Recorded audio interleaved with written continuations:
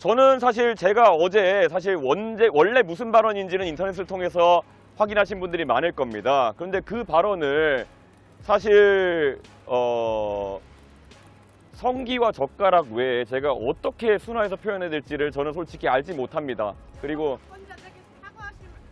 제가 질의응답 중이니까요. 나중에 하겠습니다. 그것은 실제로 그 발언을 제가 그대로 옮겨서 전하는 것이기 때문에 그것은 뭐 다른 방법이 없다 이렇게 생각합니다.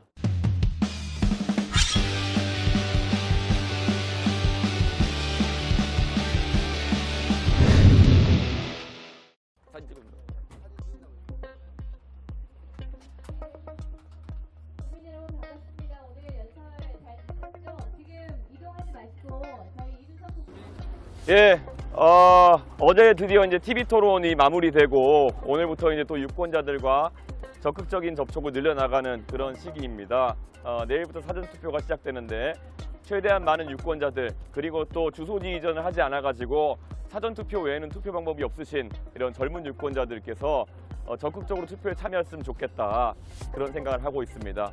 이번 선거 사실 계엄 이후에 대한민국이 어떤 방향으로 가느냐, 다시 한번 계엄의 책임 있는 세력으로 가느냐, 아니면 환란을 일으킬 수 있는 그런 포퓰리즘에 찌든 세력으로 가느냐, 이 양갈래에 서 있는 것이 아닙니다. 선명하게 우리 앞에 앞으로 나가는 길이 있다는 것을 모두 알아주시고 투표에 참여해 주셨으면 하는 생각입니다. 그리고 TV 토론에서 어제도 이야기했지만은 3번에 걸친 토론에서 이재명 후보가 정책질이나 이런 것에 대해서 굉장히 무성의하게 답한 모습을 보셨을 겁니다. 질문에 질문으로 답하면서 질문도 답변이다라고 이야기하는 것이라든지 아니면 상대의 질문에 극단적이라고 계속 이야기한다든지 이런 것들은 국민의 궁금증에 답하는 올바른 자세가 아니다 이렇게 말씀드릴 수 있을 것 같습니다. 그리고 특히 어제 토론에서는 후보자와 후보자 가족의 도덕성 검증을 해야 되는 것이 분명한데 저는 사실 구체적인 사례보다도 어떤 상황을 가정해서 만약에 이런 상황에 대해서 민주노동당과 민주당의 입장은 어떻냐라는 것을 질문했는데 두 후보님께서 답변을 하기를 꺼려하셨습니다. 저는 그것이 민주진보 진영의 그런 혐오 논쟁에 대한 위선적인 태도다 이렇게 생각합니다. 잘 아시는 것처럼 두 번째 토론회에서 권영국 후보님께서는 이준석에 대해 가지고 혐오 및 갈라치기를 한다라고 주장하셨는데 제가 과연 이준석이 혐오나 갈라치기 한 사례를 하나 제시해달라고 했는데 그렇게 하지 못하셨습니다. 저는 그런 것이 민주진보 진영이 합리적인 담론들이 대한민국의 논의회장에 올라오는 것을 막고 있는 그런 어떤 양태이다 이렇게 생각합니다. 그래서 저는 앞으로도 그런 위선적인 행태와는 계속 싸워나갈 것이다 이런 말씀을 드리겠습니다. 예, 지금 예. 끝까지 단일화 안 되는 이유가 무엇일까요? 그리고 대통령 된다면 어떤 대통령 되고 싶으세요? 뭐 단일화는 저희가 애초에 염두에 둔 바가 없습니다. 그렇기 때문에 단일화가 되지 않고 있는 것이고요. 또 대통령이 된다면 제가 약속드린 것처럼 책임 있는 정치를 하겠습니다. 저희는 젊은 정당이기 때문에 저희가 하는 정치에 대해서 마크롱 대통령처럼 나중에 책임을 져야 하는 그런 연령대입니다. 그것이 지금의 기성 정치인들과 아주 다른 지점이다 이렇게 말씀드리겠습니다. 예. 어제 이재명 후보한테 추가 토론 제의하셨는데 혹시 뭐 답신이 안 되는지? 이재명 후보가 워낙 답변을 불성실하게 하니까 국민들이 궁금해하는 내용에 대해 가지고 추가 토론을 한다면은 저에게 가장 불리한 지형에서도 예를 들어 김어준 씨가 진행하는 방송에서라도 할 수 있다라고 제안했는데 이재명 후보 측에 답변은 없고 제가 전해 듣기로는 김어준 씨 측에서 뭐 이재명 후보만 따로 부르겠다 이런 식으로 했다는 것 같은데 그게 다시 한번 말씀드리지만 진보 좌파 진영의 위선이다 이렇게 말씀드리겠습니다. 어제 발언대에서 여쭤보면 네. 국민이 아침에도 글 쓰시고 하신 것처럼 여러 이제 순화하셔서 표현하셨다고 했는데 그 표현이 앞으로도 방송에서 계속 쓰여질 수 있는 표현이라고 생각하시는지.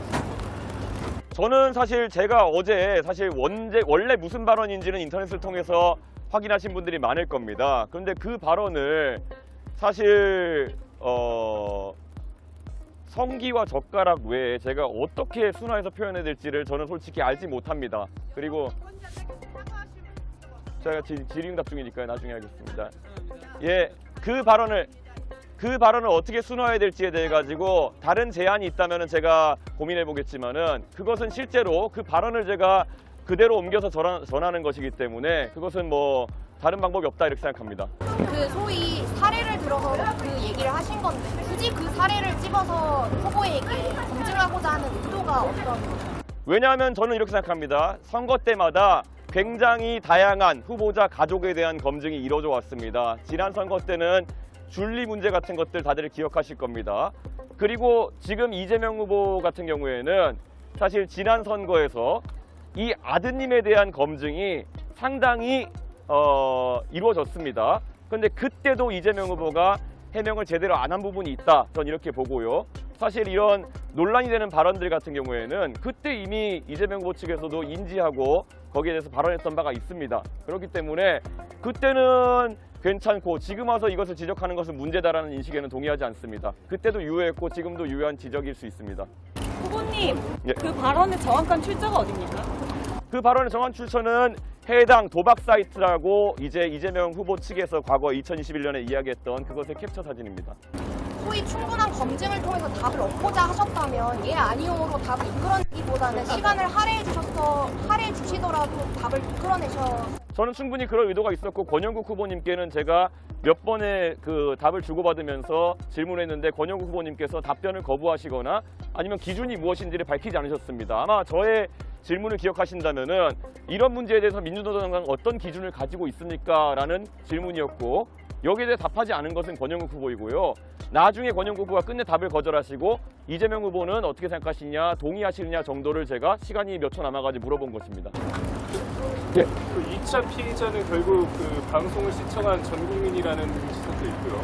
거기에 대해서 어떤 의견을 가지고 계신지 궁금하고 또 하나 그 지금 진보당이 그 후보님을 윤리위에 제소한다고 하는데 여기는 어떻게 대응하시고 계십니까? 저는 아까 말씀드렸던 것처럼 실제 그 발언에 대해 가지고 제가 원본을 보신 분도 알겠지만은 순화해가지고 제가 표현한 것이고 그에 대해서 어떻게 더 순화해야 될지는 잘 모르겠습니다. 물론 그것을 보시면서 불편한 국민들이 있을 수 있다는 것은 저도 알고 있었고 그리고 그에 대해 가지고는 제가 심심한 사과를 하겠습니다. 하지만 제 입장에 봤을 때는 그것은 그런 언행이 만약에 사실이라고 한다면은 그것은 충분히 검증이 필요한 사안이다 이렇게 보고 있습니다. 후보님, 토론에서 검증되지 않은 발언에 대해서 지적을 하신 겁니까? 어떤 것이 검증 안 됐다는 말씀이시죠? 도박 사이트에서 발언을 원본 출처가 도박 사이트라고 하셨는데 그럼 그 발언이 실제인지 아닌지 확인하시 2021년도에 이재명 후보 측에서 그 문제가 된 아이디 중에 하나에 대해 가지고 그것에 대해서는 인정한다라는 입장을 낸 것으로 알고 있습니다. 그리고 추가 언론 취재를 통해 가지고 그 해당 아이디와 이번에 문제가 된 아이디가 동일한 카카오톡 아이디로 쓰인 글이라는 보도까지 확인하고 저는 발언한 것입니다. 예. 혹시 추가 질문 있으신가요? 예. 그럼 어떤 부분이 문제라는 거죠? 제가 검증 안 했다고 하셨는데. 예. 예. 채널에 있으시면 예. 내일 혹시 사전투표 동탄에서 하시는지 예. 일정이 있다면 취지도 좀 한 말씀 부탁드립니다. 저는 뭐 동탄이 제 거주지이기 때문에 동탄에서 아마 사전투표를 할 것으로 이렇게 보이고요. 일정에 대해서는 저희가 오후 중으로 최종 공지를 할 수 있도록 하겠습니다. 취지도 한번 말씀해 주세요. 뭐 집 가까운 데서 해야죠. 예. 김문수 후보가 오늘 사전투표에 부정이 있다면 신고해달라고 하면서 네. 적발되면 소판이 완전히 뒤집힐 수 있다라고 말했는데 이런 발언에 대해 어떻게 생각하세요? 저는 부정선거 담론을 믿는 사람들은 대한민국의 지도자가 될 자격이 없다. 특히 부정선거를 믿다가 계엄을 일으킨 그런 대통령을 내쫓아내고 치르는 선거에서 그런 사람이 대체할 수는 없다 이렇게 생각합니다. 그래서 이재명 후보는 과거에 부정선거 담론을 전파했던 것에 대해서 제가 TV토론에서도 물었지만은 본인이 거짓말로 그것을 모면하려고 했기 때문에 부적격자이고 김문수 후보는 만약에 그런 음모론을 다시 한번 키워보려고 한다면은 그래서 부적격자입니다. 국민 여러분, 사전투표 등 투개표 의혹을 가지고 부정선거론을 이야기하는 분들은 투표용지에서 배제하고 판단하셔야 된다 이렇게 생각합니다. 예. 싶은 게 어제 그 발언으로 약간 그 확장성에 저해된다는 지적도 있는데 그런 부분. 당연히 확장성에 대한 저해가 있을 수 있다는 지적은 알고 있고요. 하지만 이재명 후보가 지금 선거 과정에서 그런 여러 가지 중요한 검증의 기회를 회피한다는 그런 인식이 있기 때문에 저는 제가 굉장히 표현을 순화해가지고 특정하지 않고 그런 상황에 대한 양당의 기준을 물어보는 방식으로 이렇게 물어봤던 것입니다.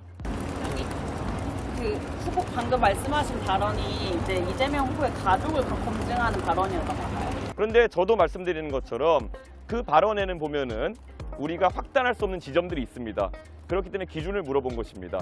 그래가지고 뭐 그것이 누구를 대상으로 한 것이냐, 그리고 또 누구를 어떻게 한 것이냐 이런 것들은 당연히 보도에 빈 구석이 있기 때문에 그것에 대해서 특정하지 않고 제가 기준을 물어봤다고 보시면 될 것 같습니다. 네. 그 오늘 저녁에도 단일화가 가능할 거라는 김재원 사장 이야기도 있었고 지구를 찾아가 거처를 뭐 수소문하고 있다 이런 얘기들이 계속 국민의힘에서 나오는데요. 그럴 가능성에 대해서 다시 한번. 국민의힘에 제 거처 알고 있는 사람이 뭐 부지기수일 텐데 그걸 알아보고 있다는 것 자체가 그냥 언론에 그냥 그런 기사가 나게 하기 위한 의도가 아닐까 그렇게 생각합니다. 진정성도 없고 지금 상황에서 단일화의 가능성은 더 없다 이렇게 말씀드리겠습니다. 예. 예. 어제 발언 관련해서 진척들이 있기 때문에 그 기준을 물어본 것이라고 얘기를 하시는데 예. 가족들에 대한 검증을 또 얘기를 하셨어요. 네. 두 개가 약간 좀 정확하게 합치되는 부분이 아니어가지고 정확하게 그 부분을 가족 검증을 하려고 하는 것이 맞는지가 저는 당연히 기준을 물어보고 그럼 그 다음에 기준을 만약에 답했으면 제가 할 또 다른 질문이 있었습니다. 그런데 기준 단계에서 그것을 양쪽에 거부했기 때문에 그 단계에 이르지 못했다 이 정도로 보시면 될 것 같습니다. 해당 그 발언에 이제 대상이 됐었던 피해자분들이 있을 거 아니에요? 기억하시는 분들이 있을 걸로 알고 있는데 그런데 제가 알기로는 그 유명 가수분은 그 대상이 아니었던 걸로 알고 있고요. 예, 유명 가수분이 아닌 그냥 불특정한 대상들을 대상으로 했던 걸로 저는 이해하고 있는데 그래서 제가 아까 말했듯이 모호한 지점들 때문에 기준을 먼저 물어봤다 이렇게 말씀드리는 겁니다. 없으신가요? 어제 발언 관련해서요. 그 질문을 사전에 준비하신 것인지 그런 식으로 표현하실 거라고 미리 준비하신 것인지 그리고 이런 논란이 있을 거라는 것도 예상하시나요? 논란은 있을 수 있겠다는 생각을 했지만은 제가 뭐 그걸 의도하진 않았습니다. 있을 수 있겠다는 건 당연한 거고요. 다만 이 문제는 2021년 선거에서도 대두되었던 것이기 때문에 뭐 다른 발언들로 이제 대두가 되었던 것이고 기사도 남아 있지 않습니까? 그렇기 때문에 그것과 동일한 수준에서 언급하겠다는 생각 정도를 했습니다.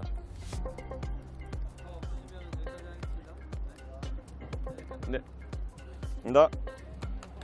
네, 언론 관계자여러분 대단히 감사합니다. 이렇게 뜨거운 떼역볕에 바닥에 앉아서 너무 수고하셨고요. 여러분 저희 이준석 후보가 여러분과 함께 사진을 찍을 건데요. 저희가 여기 앞이 조금 복잡한 관계로 뒤쪽으로 옮길 거니까